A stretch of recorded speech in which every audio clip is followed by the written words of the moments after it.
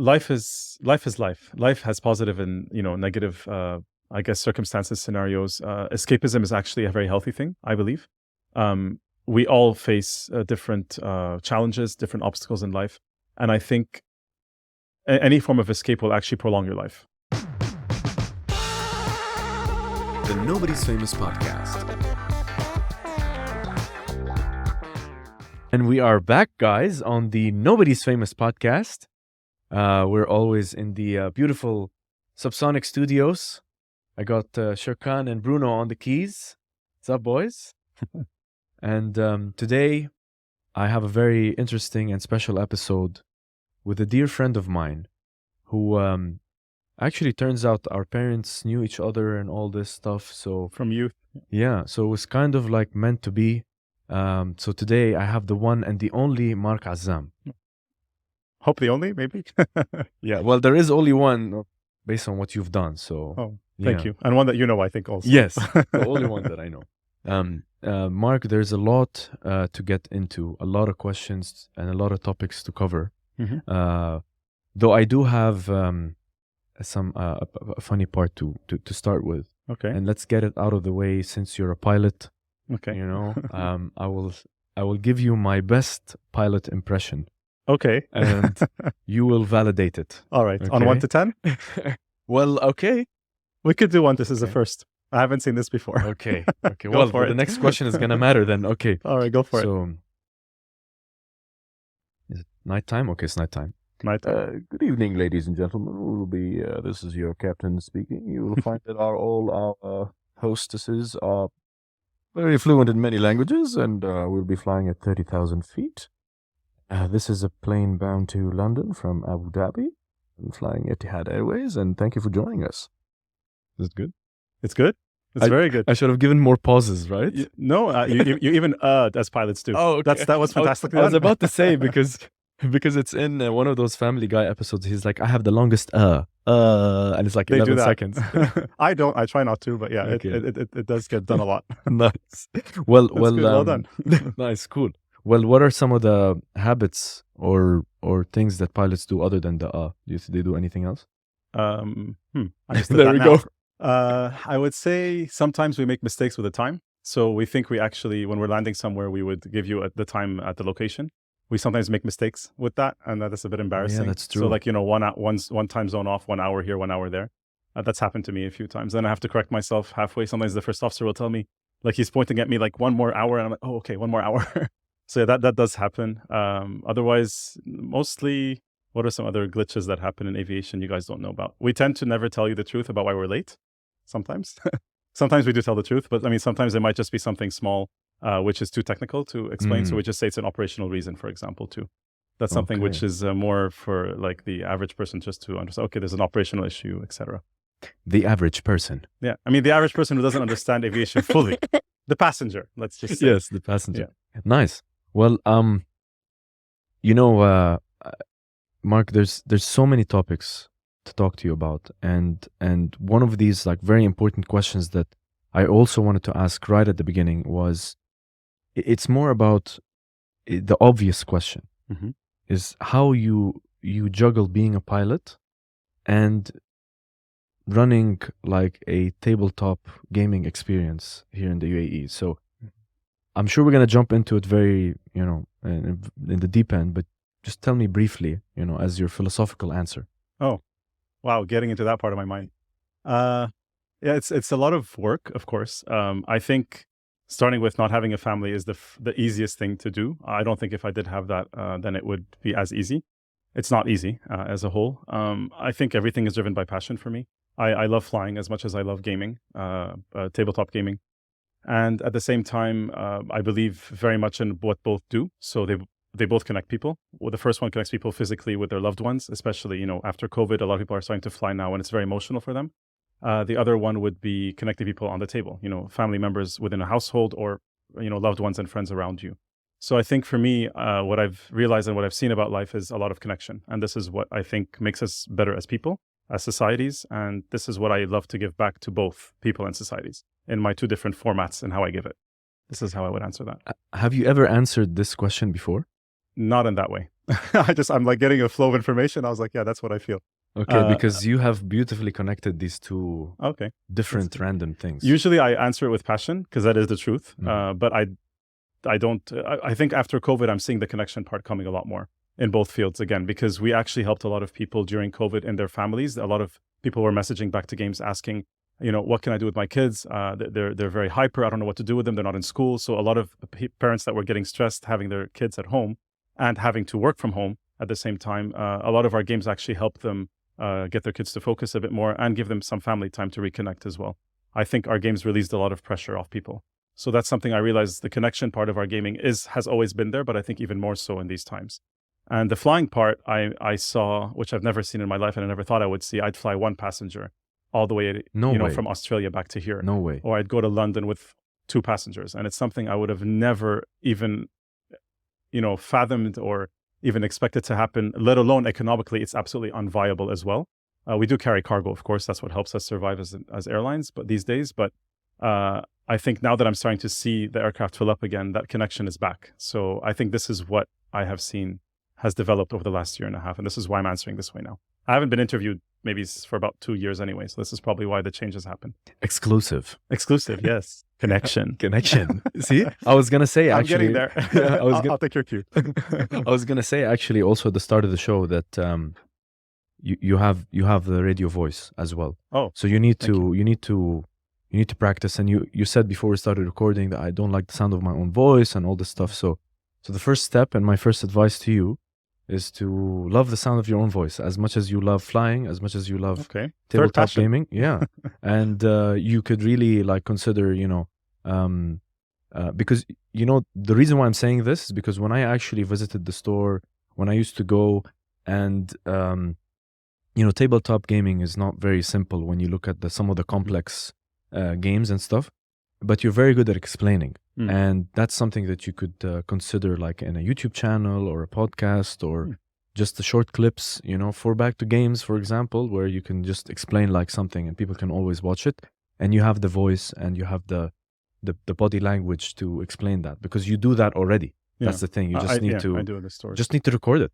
It's been a thing on the back burner for me. I've always wanted to do something on YouTube with gaming because I love it. But there's so much out there, so you get kind of you're unsure of yourself, and there's a lot of other content. So I'm just wondering, will mine really break through, and is it worth all the energy and effort to make sure that it does break through? And I need an ally in my life to do that because I don't have anyone that can really help when it comes to this. I thought you meant an actual ally, like an avenue. I prefer a person ally that would know how to do these things and help. Yeah. Well, maybe one day, you never know. Yeah. Well, you see, that's good that we have that connection, and you shouldn't be obviously shouldn't be discouraged by all the different content. Definitely, even if it was just from Back to Games coming out of that. It's something that people can, have. It's still unique to the region. It would be, yeah. It would be unique to them. Wow, there's a lot. So let's go. I'm here. Yeah, I'm ready. So the final question in this section before we get into all of these different topics, what do you think is going to be the lasting impression someone is going to take from this show when someone's sitting down, clicks on the Mark Azzam episode? What is the last thing they're going to remember from this episode? Oof, that's an interesting question. I would think to reach for the stars. It's very cliche, but that's what I've done. Everything I've done in my life, I'm not born into anything. Obviously you have to work hard in life, but I think if you're passionate about something, never let it down. In my life story, I didn't get aviation right away. I had to fight for it. It was really not an easy struggle. So I think just reach for the stars and just aim high and have the right support network around you, be it family, if you own a business, employees, etc. Because it's never you. It's actually many people that funnel their energy and life through you, and you're the basic outcome or the filter of that. And there's a lot behind you as well. So maybe someone will see me one day, but they're actually seeing 25 people behind me as well, or not necessarily behind me, actually across from me. We work as a team. So I think it's trust others, reach for the stars, connect them both, and make it work. Everyone is capable of doing anything almost in the world, as long as they have the right focus, the right momentum, and the right people with them to do it. But you've challenged yourself a lot. I have. I've challenged a lot, yes. And I've tired myself out a lot too. It's not an easy life to do all this together, but again, the passion gives you the energy you need, and you just keep going. And I've never complained about any of it. I'm very blessed to have all that I have on all levels. Well, I think this is the great springboard into the next section to just close off what I like to call the hook questions. The Okay. questions to get people, interested in you, interested in your character, and as we get into the more specific topics. So I think it's a very nice closer and nice, good advice. You can stop watching now if you like. Or not. That's everything, or not. But thank you for sharing that piece of advice, and Thank you. I hope you're ready for the challenges in this show. I am. They're coming forward. I've had many, and I'm going to have more, and I'm very much ready. Amazing. I love this volley. Amazing. Thank you. So Mark, now that we've established a bit about you, before we jump into some of the amazing ventures that you've taken, I want to talk about the other first amazing venture, which is being a pilot. And you wrote to me and you said you've traveled the globe for 15 years. Maybe 18 years of flying almost now. About 17 years, let's say. And it's been a very big journey. I've seen about 77 countries in my life.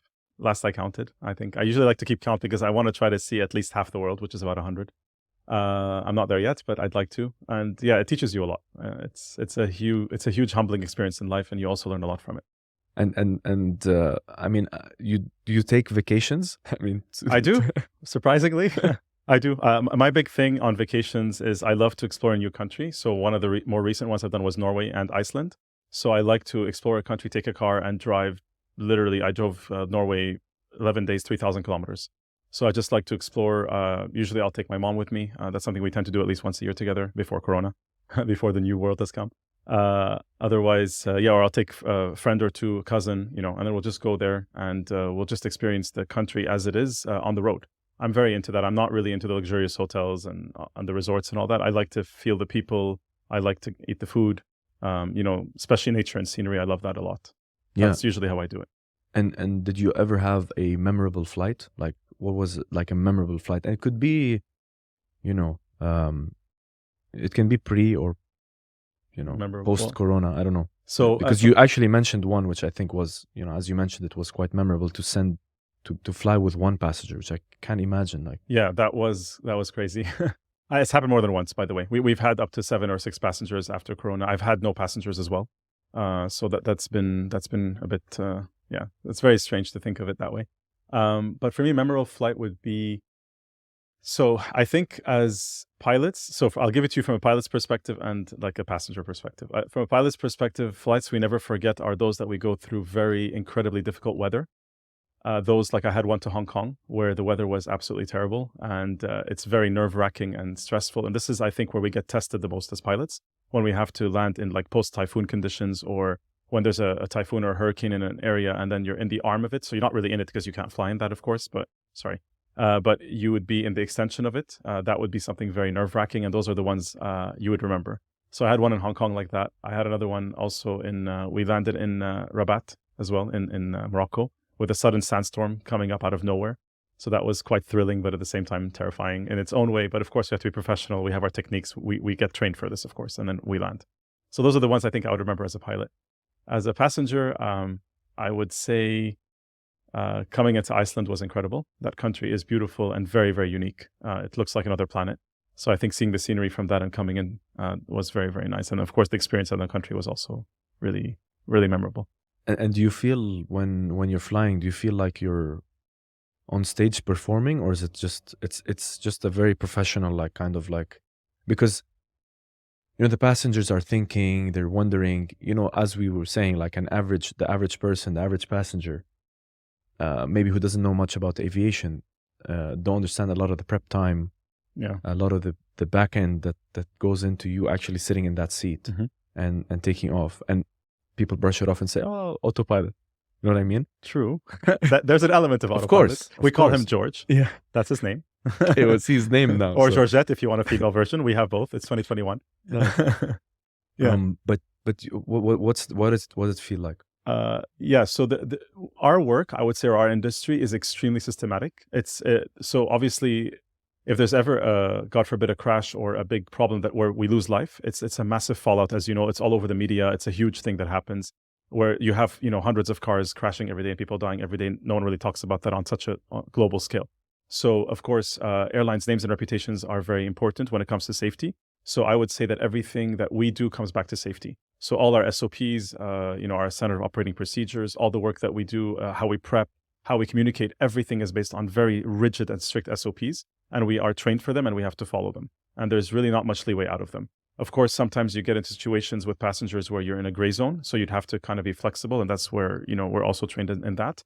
But the systematic approach that we do every day is consistent. In the air, where George takes over or the pilot takes over, that is true. There is an autopilot. It's a button away. It handles everything these days. These aircraft are so advanced now, but you still have to monitor. There are mistakes that do happen. The autopilots or the aircraft itself will have small issues here and there that you have to tackle and you have to clear and solve. And of course, when you have weather, both en route and before landing, that's all done by human beings. An autopilot cannot detect weather. It cannot move out of it. It's up to us to make those decisions. Same with turbulence, severe turbulence or heavy turbulence, changing flight levels. All this is our decision as pilots. So there is a lot that we feed into the system, let's say, but the system itself is just, flying the aircraft. It's been like that since the late 80s. Yeah, And that's actually a much safer way of flying. yeah. I just find that it's so fascinating,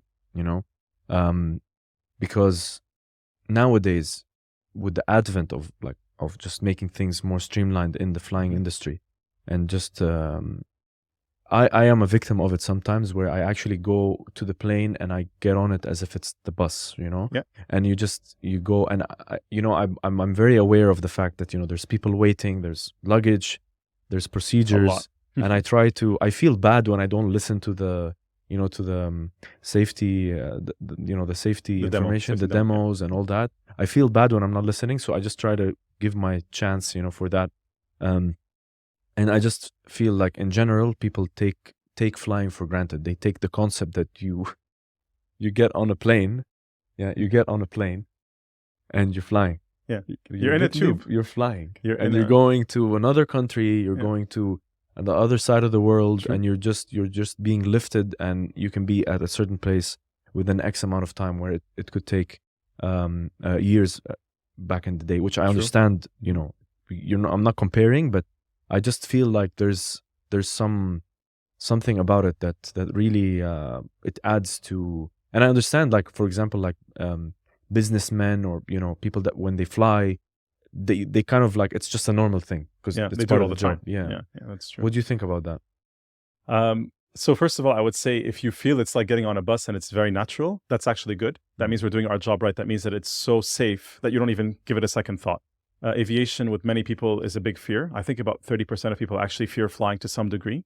So for us, obviously, for our industry, we want to make sure that people feel it's very normal and natural, like getting on a bus. So I think that's a good thing, which means we're not having too many issues and problems in our airline or any airline in the world as an industry. So that's something which I think in today's world is a lot more common because flying is a lot more common, unlike what it used to be before. That being said, there is a lot that goes behind the scenes, a lot actually, that most people don't know about unless they're in the industry. And there's a lot of moving parts that make everything happen. And like any airline, one of the most important thing is on-time performance, as we call it. So being on time, it's so important for passengers to get wherever they're going on time, to not miss other flights or get to their loved ones. At the same time, it's also important for us to have that reputation, any airline that works in the world, to be as on time as possible. So there's a lot of pressure on time performance on all sides of aviation. I think that's the most thing that Very, you guys critical. get criticized on. Yeah. People will complain less about bad food, maybe a little bit less about bad service, but being an hour late is not acceptable to most people, especially if they have events, if they have business meetings, especially, like the high level business meetings that happen around the world by people moving around. Again, with Corona, a lot has changed now. A lot of things are happening virtually now. So, but yeah, on-time performance is still very much there. Even going back in after lockdown to flying, nothing has changed in that regard. Yeah. And what about the men and women that like work with you on the team? Yeah. What's your relationship like as a pilot? Because it's so, the fascination with aviation comes from, so my dad is super into that. He would sit and watch, how the planes would take off, how they build the planes, why this is different from that, how they, improved, the avionics over the years. So part of that has brushed off on me to the point where I actually got the flight simulator, the latest one. I would try, backing out the 747, doing all the pre-flight checks and stuff. So I'm also interested to know, you as a pilot, what's your relationship with the guys on the ground telling you where to move? How do you, you call in for the because I didn't know this, by the way. Do you know this? You know this, of course. You know this. But Maybe. Did you know this see. that planes don't go backwards? Do you know this? Is this true? We get pushed back, Yeah, as we call it. I never knew this. I thought there was like a way where you could bring the plane, but I never knew this. You can use reverse thrust and reverse an aircraft. It's just not recommended, and most airliners don't do that. I mean, military would do that, but not civil aviation. You don't want to have anything ingested into the engine from the back because you're sucking in air to basically reverse backwards. So, so usually we're pushed back, or sometimes like in Oman, in the old airport in Muscat, we would just basically move forward. So you'd have an open space. So you would park into an open space and you would be able to get out by just taking a left turn or a right turn out. That's another one, but it's 99.9% of the time being pushed back. Yeah, that's the norm. It's amazing once you start truck. to. It looks like basically something out of space. Like you see something in the moon. These massive wheels which pushing back this 250-ton aircraft, into its position. It's like a rover. Basically. Yeah. And it connects to the front of the wheel of the aircraft, and it just pushes it back. We release our brakes, and then we go back. It's amazing. Yeah. So the first, I would say, 25 seconds of your flight are not being managed by the pilots. It's being managed by the pushback guy downstairs, who sometimes has a really funny accent depending where you go in the world. Yeah. Nice. Well, and how's your relationship like with the crew, with the hostesses, with the crew, with the guys on the ground, with the check-in, the people at the check-in counters? Like, what's it's so the check-in part is more handled on the ground side. So from a captain's perspective or a pilot's perspective, we are the ones everything comes to, and we make the final decisions, right? So the ground staff comes to us, the cabin crew with any issues with passengers come to us, any passenger issues come to us too. Sometimes we might see a passenger, which I've done before, and calm them down if they're nervous or scared. So that all can happen. Of course, all the ground staff, so not the ground staff in the airport and the terminal, but the ground staff that actually handle the aircraft, the baggage removal, and then putting the baggage into the cargo hold, the pushback, as you mentioned, the fueling, all this is happening. It's many, many people. It's literally 30 or 40 people per flight that you never would even see. And they're all kind of making this whole thing work. The cleaners on the aircraft. So all this is a part of a big ecosystem. And we have an hour to get all this organized and done for all 250 or 300 or whatever aircraft you're on, size of, will come onto the plane and fly out. So yeah, it is critical. I think from a captain's perspective, setting the tone is very, very crucial. That starts with the first officer, how the cockpit vibe is going to be. I shouldn't use that word now. It's a flight deck. The flight deck vibe is that. That's really important. And of course, with the cabin crew, we have something called crew resource management, otherwise known as CRM in the aviation industry. We're all trained into this heavily when we become captains. We're also trained into it heavily as cabin crew and as first officers. And it's all about empathy. I think empathy is the main word I would use for this. It's about listening to others, seeing what their concerns are, what their advice is, because you can make mistakes like any other human being can. And many a time does a first officer protect the captain from his mistake. Many a time does the opposite happen as well. We're all humans at the end of the day. We're all fallible and we can all make a mistake. So CRM is very, very critical. And the way you set the pace and the energy with the crew is up to each captain. And then your reputation gets known for that in the airline even. So, oh, you're flying with Mark, you're flying with this guy. Like, this is his style. So people have styles at the end of the day. This is such an exciting topic. I have two more questions. Sure. I'm here. Two more questions because it is very interesting. But have you mentioned you had a situation where you had to go and calm down a passenger, like that happened, that you more than once, yeah. So to say, show your face in the in the cabin. Yep. And how I would imagine that I mean, if it was for me, I would immediately like flip and I'll be good. I'll be good to go. But how do you feel like work people out the way I wanted it? Yeah. So first of all, this only happens on ground. Of course, as soon as the doors are closed and we are basically going to be flying out, we will not be approaching anyone. It's a security issue. This, unlike post September 11, 2001, for those who are young, that happened. You can go look it up. Everything has changed after that. So of course, we're in a very high secure zone in the flight deck. We're locked fully. We do not come out at all. So if it's before we depart, I once had this man. We were going to. It was a very short flight. I think it was Riyadh or Dammam. I don't remember, but Saudi, basically an hour and a half to 2 hours max. And there was a man and his wife. And his wife basically was trying to calm him down. He was very nervous. They were both in business class. And he was very, very nervous to a point where he was like shaking and very scared. When the cabin crew told me about him, nobody spoke Arabic on the plane, unfortunately. One person did in economy. They were trying to deal with him, but he just wasn't receiving that. So I decided, being the fact that I could speak Arabic, I decided to go speak to him a little bit and calm him down. I found out he's not flown an aircraft for 18 years. One of his family members died in a helicopter crash, from what I understood from him. I think it was a military person. and he was extremely terrified. And the wife really wanted to go. And every time they go to Saudi, they go by car, like to Riyadh and even Jeddah. Like they just take cars, and they take 8-10 hours, whatever it is, even more. And they're older now, and she's getting very tired of that. And basically, she asked me to help him with this. I tried really hard. We actually got him okay, and everything was fine. And then just 5 minutes when we were about to close the door and we were making the final PAs to leave, he absolutely had a complete freak out and a fit. And then he decided to offload himself, which is his right. We already kept his baggage on the side, knowing this may happen, which was a thing that we asked for. And yeah, unfortunately, that was a lost battle for me. But I'm trying to, I want to make everyone comfortable. Sorry, again. I want to make everybody comfortable with flying as much as possible. But, yeah, I mean, it's such a big challenge to do that because, as we were just saying how common it is, it's also very uncommon to many people. To many, it's a very nerve-wracking experience. I mean, you can hear stories of people having, just hyperventilating. True.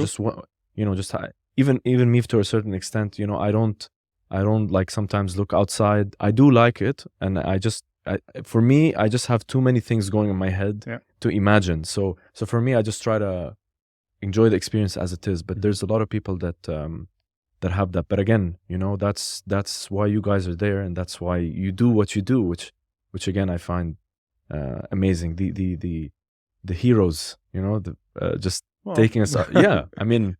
Hey, the show. This is what all the show is about, like the heroes. I know. Yeah, you guys are like you and the cabin crew and the people on the ground. It's like the unspoken heroes. We just get on the plane, we get to the next country. Bye bye. I don't actually meet the captain.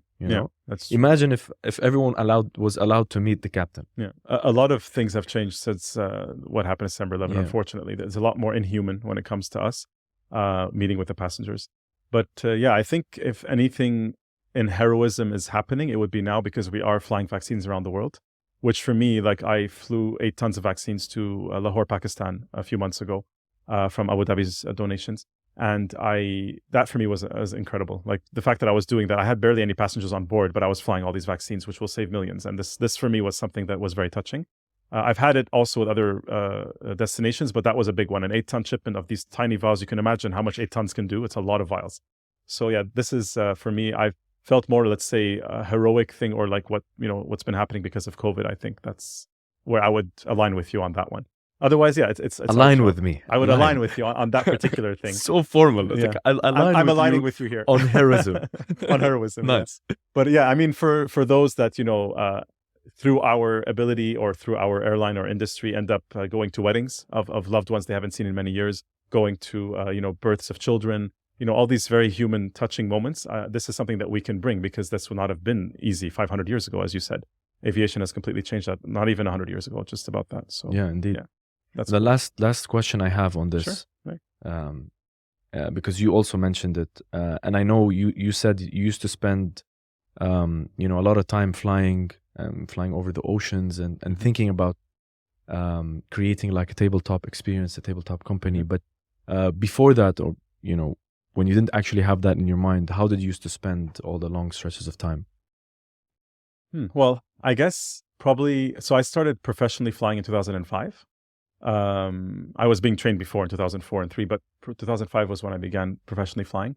I would say in the first few years, you'd be really in the books. You have to really get to know your aircraft. And obviously, as humans do, they become complacent when they get to know something and they become good at it, or at least they become much more experienced at it. So I'd say the first part of my career was that. I was really reading a lot I was flying Airbuses back then, now I'm flying Boeings. I would read a lot of into the FCOMs of Airbus, basically the main manuals of the aircraft that I was flying. And then I guess afterward, a lot of times when I was a younger first officer, I'd speak to the captain. So they'd have a lot of interesting life stories to tell me about. A lot of times we use, it's not really therapy, but we talk to each other in the flight. Like, you're stuck for 8 hours with someone in a 2-meter space. You get to know them, and sometimes they'll tell you issues they have, their kids, their wives. Basically, yeah. Well, I don't know if you want to discuss kids and wives in a podcast, but yeah, you can do that as well. So yeah, we tend to spend a lot of time just, getting to know each other, especially if you've known the person, you've flown them before. I was used to fly in a smaller airline before where I fly now. So that was a lot more intimate. So that would be something. And then the cabin crew would come in and chit chat with you a lot more, etc. Again, with COVID, it's become very different. Everything's become isolated now. We just have, by rules, we have one cabin crew only that comes to us. And it's only whenever we need food or something, from outside. generally we're very much isolated now. So I would say that would be one. And then maybe, I probably shouldn't officially say this, but we read books. I love reading. So it's not my manuals I'm reading. I would just be reading. It's autopilot. Yeah, guys. it's autopilot, monitoring, always. But yeah, I mean, just I guess just to keep yourself awake and stuff, especially in the night flights, is quite tiring. So aviation magazines, like stuff about the industry. Yeah, I mean, we're allowed to read, but of course it would be more our manuals, and any company documentation would be allowed. But you can always, slide another article here or there, or maybe a tabletop rule book. I don't know. Okay. It's the perfect segue. It's the perfect segue because the next section is just about tabletop gaming, so which is amazing. Perfect. I'm guessing I'm good at these segues. I'm realizing. Yeah, naturally. You are very good. See, that's why you should. I'm telling you. Yeah. I'm seeing it. Really, now I wanted to jump into the tabletop gaming world before back to games because I think, again, it's gonna come naturally. But where were the beginnings of this passion? Were the beginnings where you were sitting at home and finding something you've never seen before, like a tabletop game, or friends used to invite you over? Was it with family? How did things start? So the passion as an individual, I would say, was very, very young. Not necessarily tabletop gaming per se. That for me is an outlet for my passion, which is escapism into fantasy and science fiction worlds. I've been a Star Trek fan since I was 8, since it basically came out, the show. And I was actually somehow understanding it, although it's it's, unlike Star Wars, Star Trek is a lot more scientific, it's a lot deeper in some ways. Oh God, the Star Wars fans are going to hate me for that. No, but Star Wars is a lot more action, You're actually convincing me as a Star Wars fan. There you go. Well, I mean, probably they're both start beautiful. watching it. They're both beautiful. I love both. But of course, one is a lot more technical in some ways. The other one is a lot more like fantasy, science fiction based, a lot more of a saga and a story. So I used to imagine myself being in those worlds. So my love for aviation actually comes from astronomy. I actually love space. That is a world that's very difficult to get into, of course. And it's a world where, so few are selected to become astronauts or astronomers. Astronomers from the field of studying space is something very interesting to me as well, which I do as a part-time thing. I just love it as another mini passion, if you wish, as a hobby. So from that, basically, and then the fantasy elements come in. So I love, Lord of the Rings and all the Harry Potter, which came later in my life, etc. All that I very much love as well. From that, basically, I began getting into what I would consider from the modern gaming, because I used to play Monopoly and all that with my family, as everybody did. But Dungeons and Dragons, that was the first, I think, big segue for me, or the biggest entrance point for me when it came to the modern gaming. So anything, past 1995 is what we consider the modern games of the world. So opening up those universes and those worlds for me at the age of 12 was when I began playing D&D, and then DMing it at the age of 15, 16, 17. Those ages, I think, are what got me into what Back to Games will become eventually. So I would say D&D would be the one to blame. Actual modern board gaming probably started with Catan and a few others. I would say really, though, in all seriousness, 2011 onward, where I was really taking it as a proper hobby. I used to video game in between the late 90s and the 2000s until that point. But that would be where the board gaming element would be. But I think that the root of the passion would have been D&D when I was very, very young, and Magic the Gathering, which I used to play since 1995, since I was in high school, when the game actually came out. It's one of the biggest trading card games, for those who don't know. It's one of the biggest trading card games, which is now being played by over 22 million people in the world as of the present day, and it's still a very, very strong IP on its own. Yeah. I mean, there's so many name drops there. Yeah. There's so many. It's a huge industry. Yeah, there's a lot to pack in and a lot of questions. And I wanted to ask you this because subconsciously I don't think you knew that you would open something like Back to Games. I don't think it was part of that. No. Right? It came just like gaming came into my life, or these fantasy worlds and these science fiction worlds came. I've always felt I was attuned to this, and I think my final outlet, or like my legacy of loving this, was to actually invest in it and form it into something that many more will love. That's really what I'm after. At the end of the day, I'm after everybody experiencing what I experienced as a child. There's escapism in many forms. There's escapism in sports and reading and all forms and styles. But I think that gaming escapism, because again, back to the community idea and the humanity of it, is extremely powerful. And I really, really believe in it so much. And I really believe everyone should experience it. And I think it just betters society as a whole, for everything from a family all the way out to actual communities. Okay, this is a great Segue again? it's a great segue, and it's a controversial topic, I tell you. Oh, great. Yeah, Let's go for it. because of the escapism concept. Yeah. And why I'm saying it's a great segue is because my next question was basically, you said once that tabletop gaming is rooted in human connection. That's Mhm. what you said. And I agree with it. Mhm. And when I was into the scene a couple of years back, that's when I met you. I used to go to the store, and then you opened the one that was in Dubai, in Time Center, and I was there. And it was the first time I actually sat around people that I didn't know. And I sat and we were playing like, random games. And it was the first time that I actually felt like, yeah, this is nice. I'm not playing with people that I know. I'm playing with people that I don't know, and it's okay. Like I can lose. I'm happy about it. Yeah. It was fun. But the escapism and the question is, how can you convince somebody about the tabletop gaming world? Because there are many who would oppose. I think this is a loaded question with two kind of That's like fine. things. It's We can more about dissect it. it's more about escapism is like you're escaping from the reality of life, so to speak, Mhm. and just tabletop gaming, for example, might not be for everyone. True. So I'll go with the first one, with escapism. Life is life. Life has positive and negative, I guess, circumstances, scenarios. Escapism is actually a very healthy thing, I believe. We all face different challenges, different obstacles in life, and I think any form of escape will actually prolong your life, whatever it is that you love doing. So I don't believe that one. So video gaming is also a form of escapism, as we know. So I don't believe one is better than the other. Same with sports, either playing them or watching them. It's all escapism. I don't believe one is better than the other, but I do believe it's a human necessity. Just like I believe when you sleep, you turn off and switch off to actually be able to come back the next day and then do your work, take care of your family, whatever it is that you do. The same thing with escapism. It turns your mind off from the hardships of life or the things that you experience in life every day to go into your own universe and your own world, your own passion, your own hobby, whatever it is that you love, even if it's just painting a miniature. And you're in that world, you're switching off, but awake, switching off, not sleeping, switching off. And that only helps you come back again and be stronger for your family, your friends, yourself, your job, whatever it is that you do, whatever network you're a part of in life. So I think it's actually vital to escape. How you do it, again, is your decision. I love my particular escape form because it also involves other people. So not only are you escaping on your own, you're escaping with your close friends, your loved ones, whoever you play games with. And then you can actually share on the table, because you're not going to just sit there and just play a game. You're going to sit and play a game of Ticket to Ride or Splendor, for example, but you're going to talk about your life's stuff, what's happening now with your work, with your partner, your spouse, whatever it is that is affecting you in life. And I think that's also a form of psychological release through the gaming that you're doing for fun to play.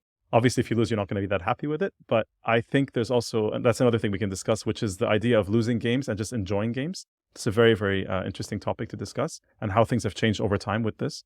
But yeah, going back to the escapism, I think it really helps us root ourselves in our lives, helps us basically combat all the challenges and the obstacles that we have through, in my case, gaming, or in our case, gaming, for those who game like we do. It's a great answer. But I think, unfortunately, still there will be some who will say, video gaming is violent, tabletop gaming, it's a waste of time, and all these types of comments, which again, life is not, there's not just the one road. But I did experience, this form of, for example, setting up, you set up the game, you sit down with people who are actually very interested in learning. And I spent like overnights, with some people, just setting the mood, not as much as you do, because I know you did that once for Game of Thrones and all that, with that was wearing good. the costumes and the candles, telling you, man, like tankards everywhere, with rustic, it's pretty cool. And which is very nice, because I think also with kids as well, it helps them for the imagination. Yeah. I mean, they have, unfortunately, we tend to lose our imagination over time, and Human creativity. Yeah, Very important. it just goes over time, and I think this keeps the fire burning, at least in terms of whether it's something you want to do outside tabletop gaming. If you want to do something else, True. it might help.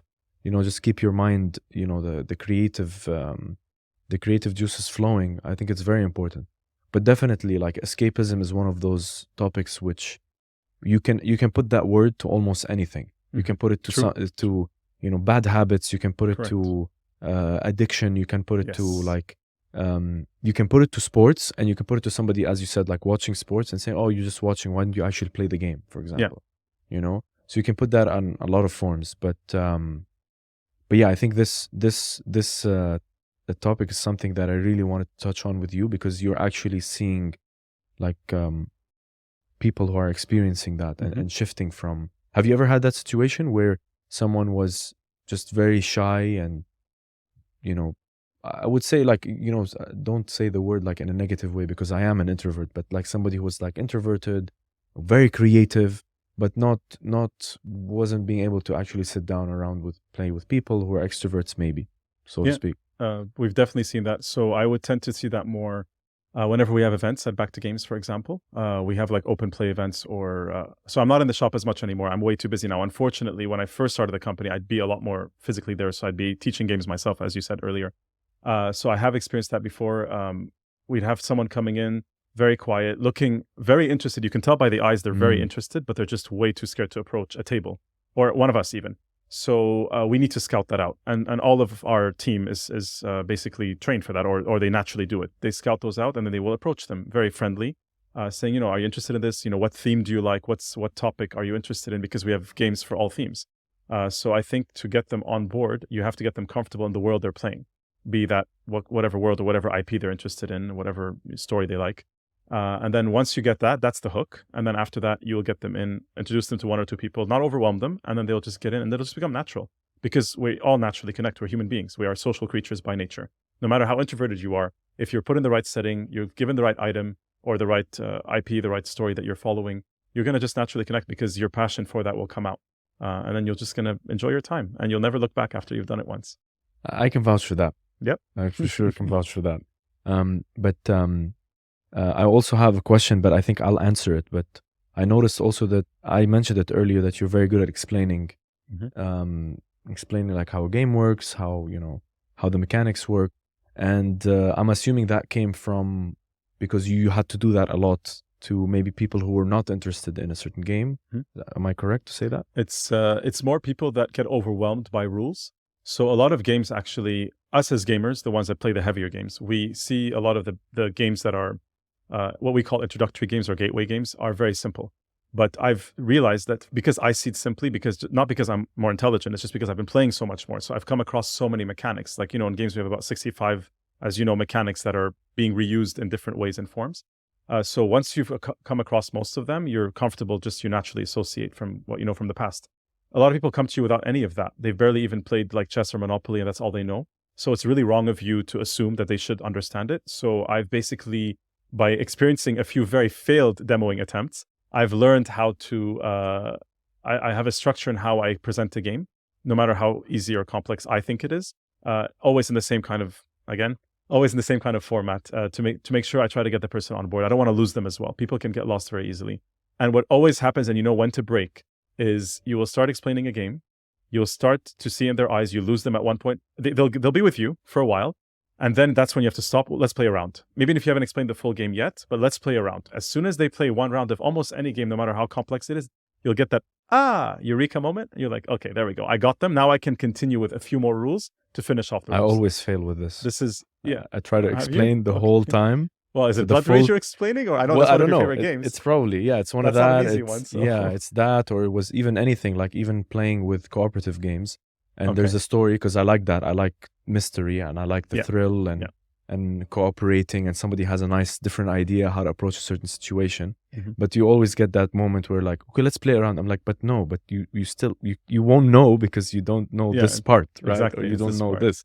So maybe you're better at that. I think it's just breaking it down. It's just technique. So to put it very simply, what's the first goal of the game? What's your end goal? What do you mean to do? You start with that. Add a bit of theme to make it, interesting.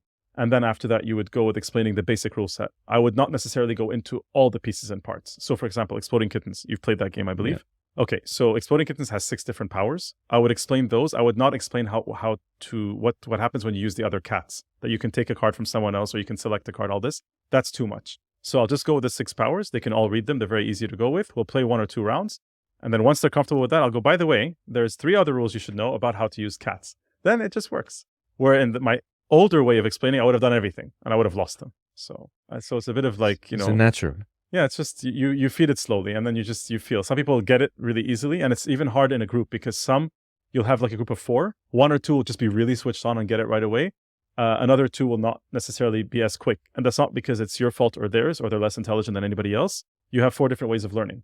And not everyone is visual, not everyone is auditory. Some people need to read. We're all different. So you have to pick up on that when you explain. Yeah. Tell me about that. For sure. We can discuss in the next podcast. Yeah, just one about the techniques. All about like techniques of how to teach gaming. So Mark, very nice journey that we're talking about, and the connections that we're seeing. And Back to Games has a very humble story, as I remember. Remind me. Just briefly tell us about like the humble beginnings about it. Yeah, it started really small. Back to Games started in 2015 in April. We had a small kiosk in Dubai Mall in another store. And that was just a test. It was an experiment. 300 items, not very much in the gaming world nowadays. 2 employees at the time. And then, unfortunately, the store closed. We had to leave in September. We reopened again in November that year in Abu Dhabi as our first official store. And then we've opened another one and a third one. Now we're at 12 employees plus our marketing. So 13 employees or 13 team members, as I call them, across 3 companies, shops. And that's now 6 years in. So it was a small story. It was humble to start with. Now it's growing. And I still would like to believe and say that everyone that is hired is humble, is giving, is full of positive energy and love for what we do. I've had no one leave me yet, which is an incredible thing, I think, after 6 years. And people that come in, I always check with each one of them. They're all on my WhatsApp individually, and I'm making sure they're all okay.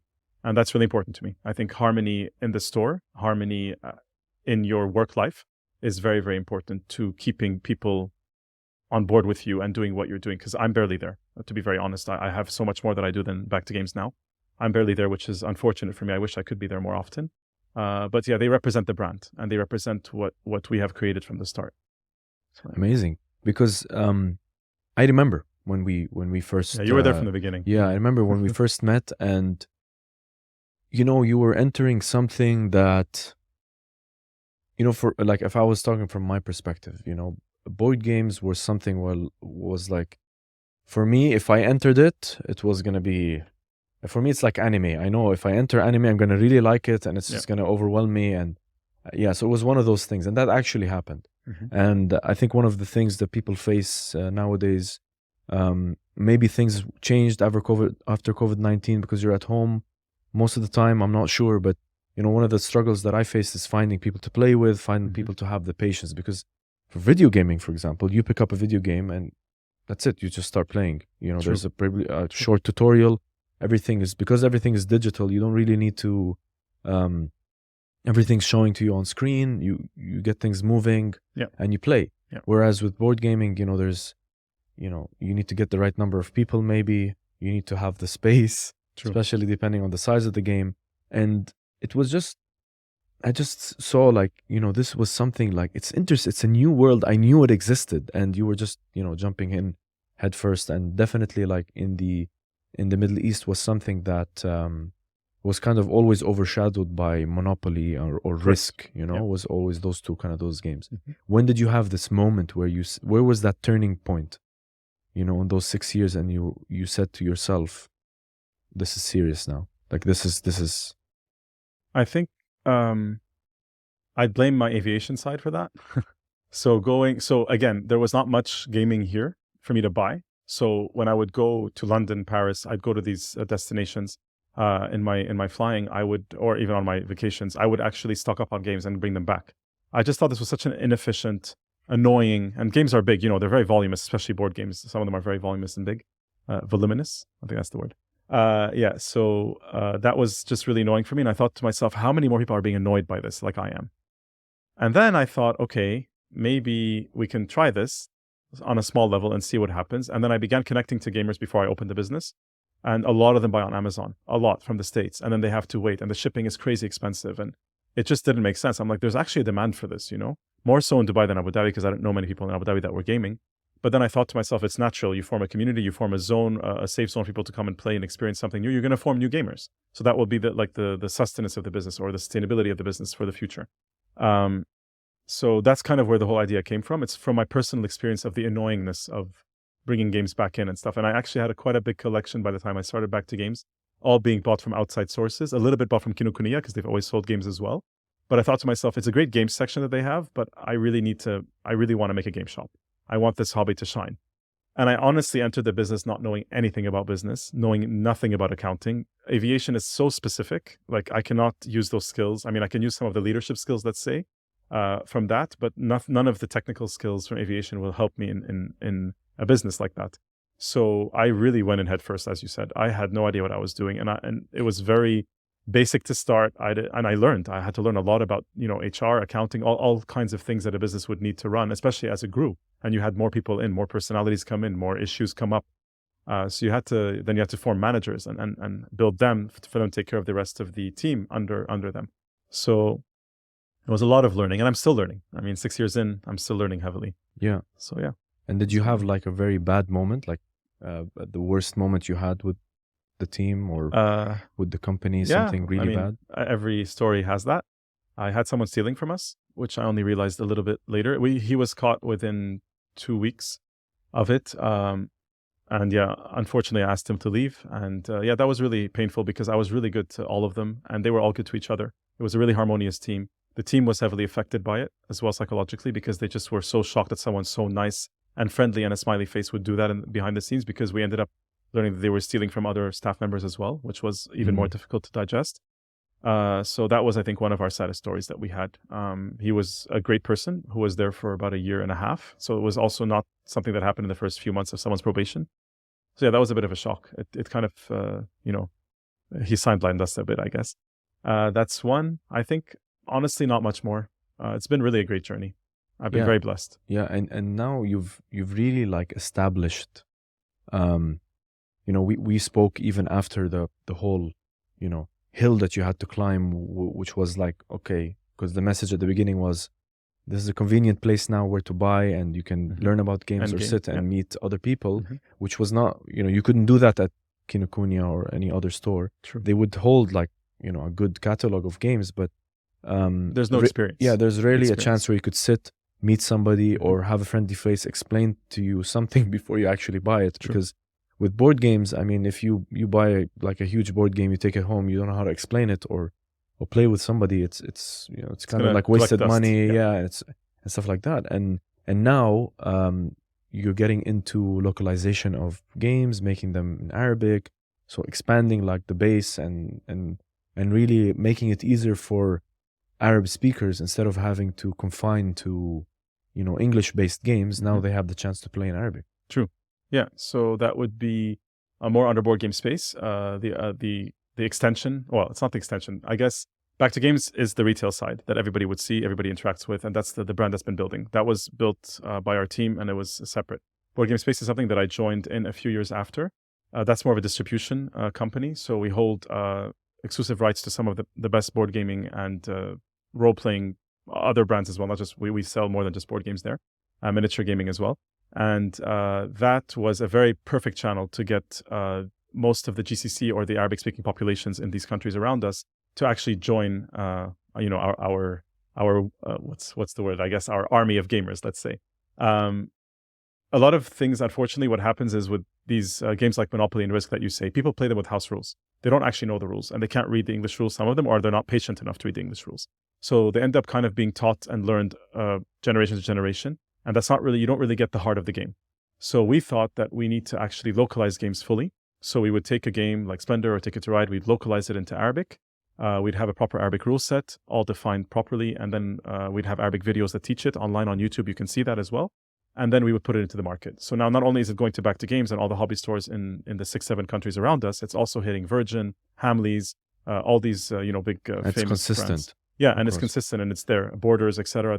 You can find it in all these mass market stores. And we're only going to be growing this as time goes on. We already have about 20 titles, and we're looking to have about maybe 10 to 12 a year pumping out. And this is like we individually select the best board games that come from all over the world. If it's from the UK, from France, from Germany, from the States, we contact the developer of the games or the publisher, and then we will take permissions to localize. We have our translators, we have our graphic designers. They'll create the rulebook, and then they'll change the box front, and then they'll always be bilingual, of course. So we tend to go with what we call language independent games. So all the components don't really have many words or languages to read, except for Pandemic. That one's coming soon. Not the Pandemic, but the board game Pandemic is coming soon. That one will have cards. That for would be both. interesting in Arabic. Yeah, that would be It's interesting. it's coming very soon. Hopefully in a few more months.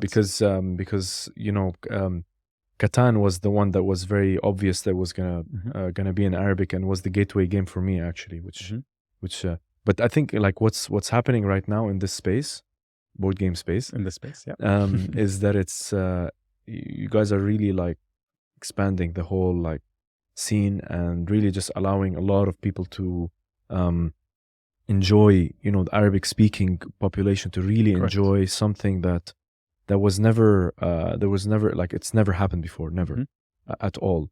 And there's a lot more variety now, especially with board games, so to speak. Maybe in a negative sense, there's just so many options now. There's so many things you don't know what to play. There's a lot to play, and you have to be very careful what you choose, because you're gonna end up trying to buy something that you probably like, and your team who you play with, or like speak from experience, Sally.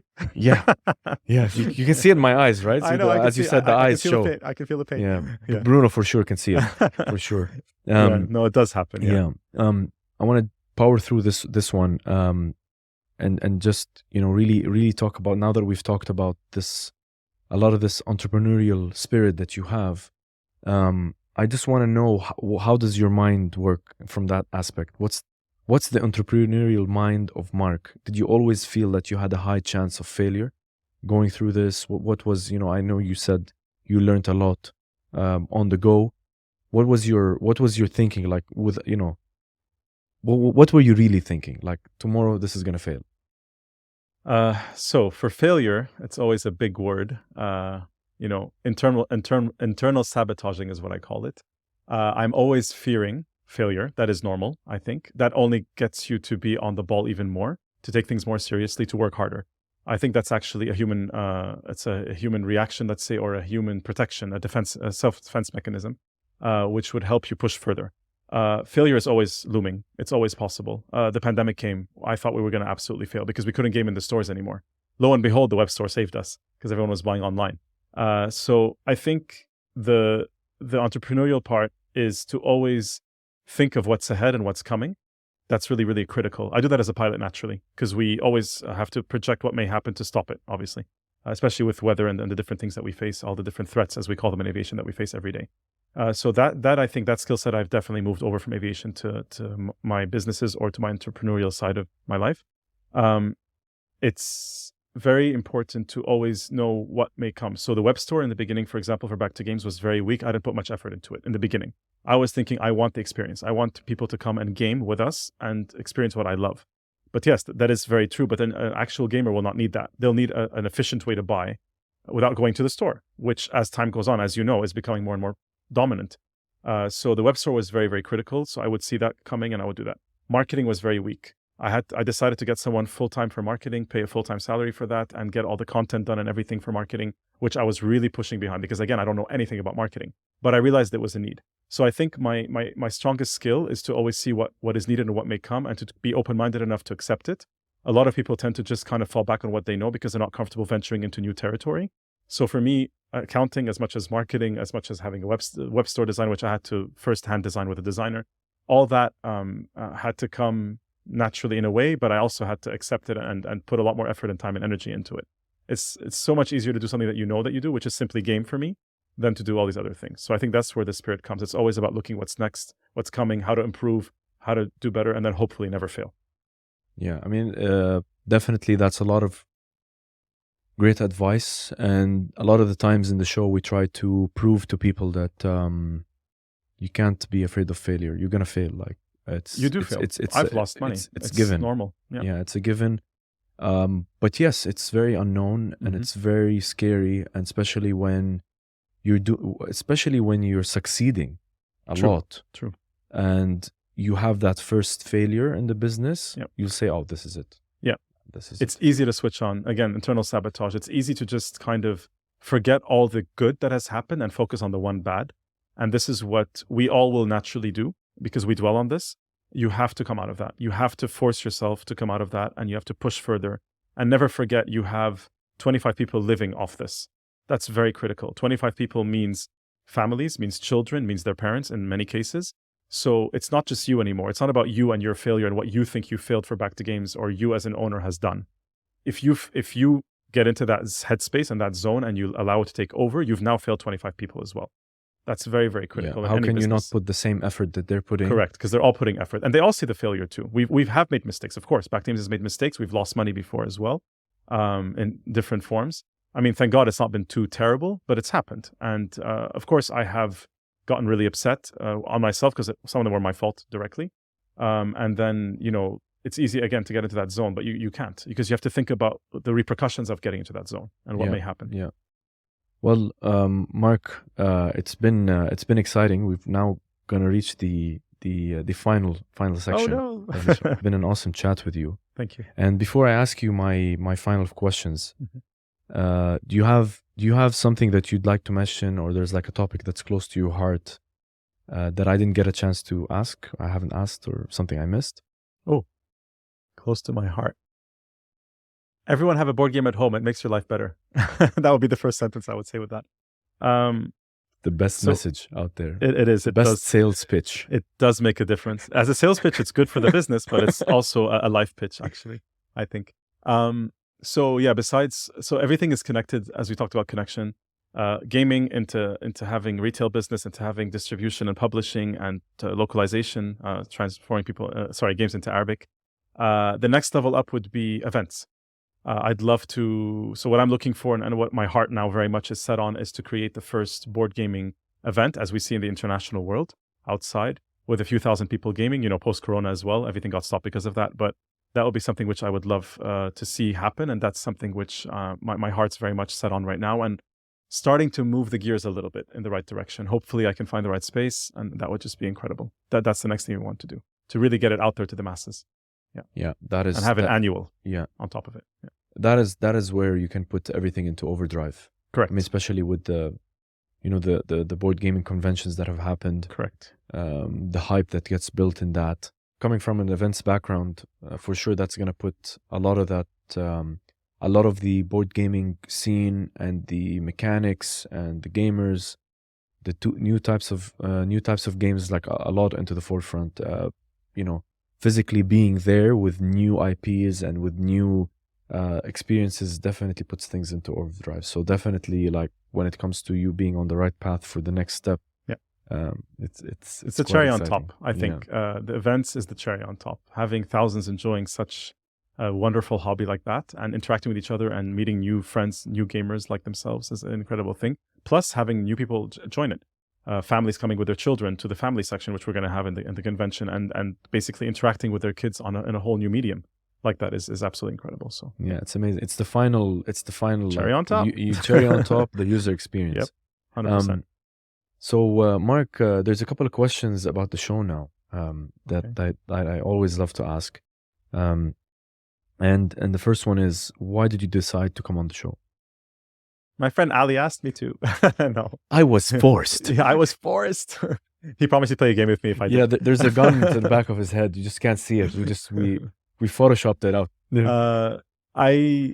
I just wanted to come tell my story. I wanted to interact with you. I know we have great interactions as friends anyway. You're very intellectual, which I really enjoy. I wanted this volley with you a little bit. I like that. And I just wanted to help the show also grow in different content. You have a lot of content on your show. I've seen that many different lives you've touched on and you've got into. And I thought this would be something really cool. I mean, from the aviation side and the gaming side, both to be brought to you in that way. So just to add more good content, hoping to add more good content to your show. Yeah, I mean, Mark, look, in the end, your journey is something, it is inspiring. And that's what we try to do a lot on the show, is to ensure people that believe in themselves, they have a chance to grow grow that thing that they have on the side, or, you're going to work, but you have something that on the side, and who knows, maybe one day they'll be on the show talking about it and they'll say, I watched that show and it really inspired me. So, talking about the heroism aspect of your job, this is part of it, and we can align on this one as well. Yes. That this is part of the being heroic is not, is also sharing your experience and really telling someone that you can do that thing that you want to do. What do you think about the name Nobody's Famous? I like it. Oh, we discussed the name once actually when you brought it up to me.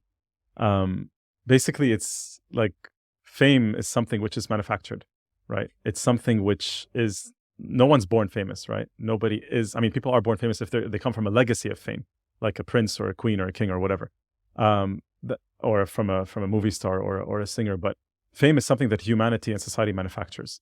Everyone is capable. Everyone is human. Everyone is equal on all levels, in my opinion. But it's just the opportunities that you get given and the legacy you come from that will form fame. And of course, you can ride that. And if you're very smart at writing it, you write it really well and become famous. So yes, in reality, none of us are famous, but at the same time, we can find fame and we can create fame. So I think it's a really nice dichotomy on that word fame that you have in the show's name. Spoken like a true historian. Or a philosopher. Yeah. I like philosophy. Yeah, okay. I'm kidding. Yes. Yeah. And the final, well, I really like your answer. Before I get to the final question, I really like your answer, and using the word dichotomy as well is maybe something that I've been trying to say for years now, in terms of, the different aspects of the concept, the concept of fame, but also I like that you use the word manufactured. I would say extreme to a certain extent. Maybe. Yeah, because you see it is, to a It's a certain extent construct you at have the to end, build that kind of Yeah. like experience. You build your reputation, and then as we've seen and as I've said many times before, you can either manufacture it to go in the right way or in the bad way, or Correct. just you have your moment and Your direction that's is it. yours, 100%. Yeah, and a lot of that is based on your personal decisions as well. So it's a very dangerous game as well to play. The reason why I would kind of say that is because you would not know a very famous singer or actor in Kazakhstan. I'm just using that as just a random country. I just like the name of the country. Where they would probably not know a famous person in Canada. So unless that society has helped manufacture that person or that individual's fame, there is no fame at the end of the day, right? They would be, yes, I mean, fame brings money, it brings power, all these things, but it could be very societal based. It could also be world based, like the Queen of England, for example. I just think that it's very much a human thing. It's not wrong, or it's not bad or that it's manufactured or wrong. I'm not saying that at all. Yeah. Actually, some people's fame can bring a lot of good to the world. And it has many, many times before. People that work with NGOs and, non-governmental organizations and charities and non-for-profit have helped. Their fame has actually helped bring a lot of awareness to certain circumstances, situations, and scenarios around the world that are very unfortunate.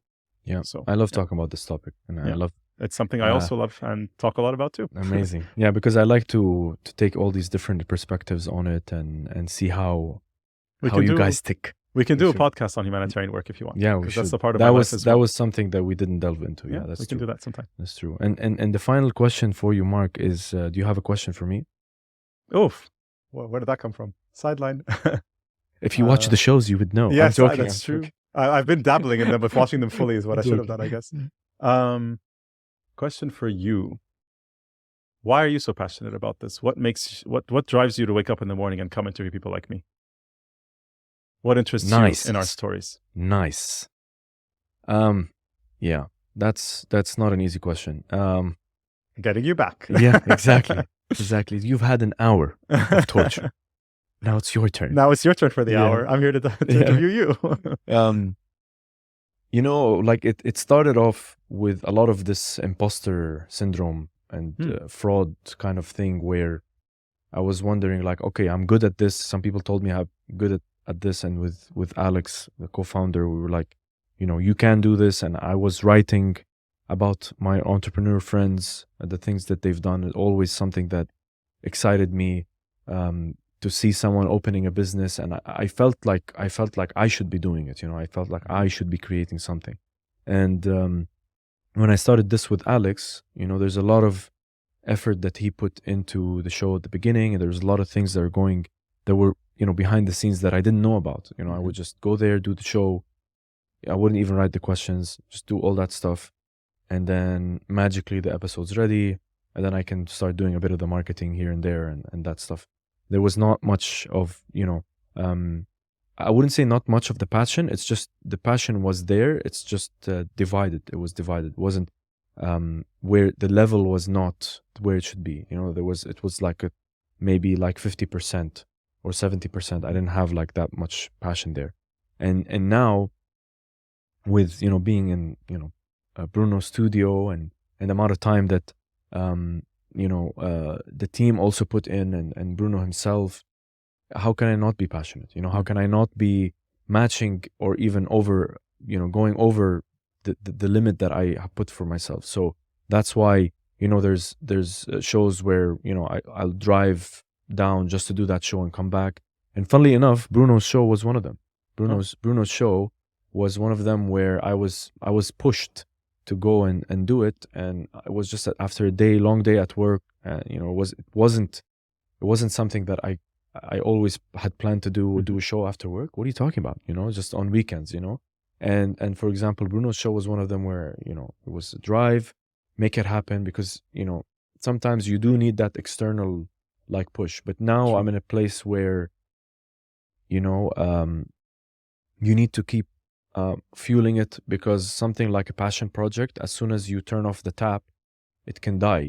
When there's a 100%. business like a conglomerate or a multinational, there's a lot of people behind it working. True. If you leave, it's there the next day. Correct. But when there's something that you're building, and you turn your back on it, even if it's for like a day or two, it can suffer. And that's not, it's not saying something negative. That's just the fact of what a passion project is.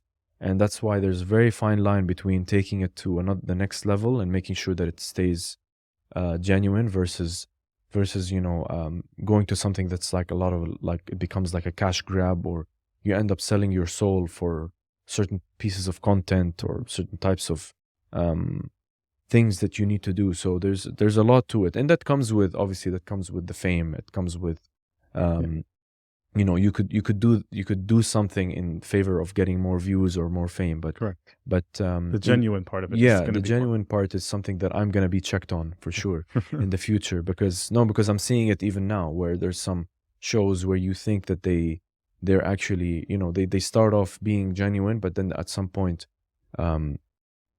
it's not all the time, but you can see that there's a moment where like, oh, okay, they're not as genuine as they may seem. Yeah. They're not. They needed to do something to get something extra, or which will happen. Definitely will happen, but we need to maintain sometimes the integrity. And I think this is the where I can match my passion with the passion of the audience as well, because they also enjoy the genuine stories. They enjoy listening and learning from people.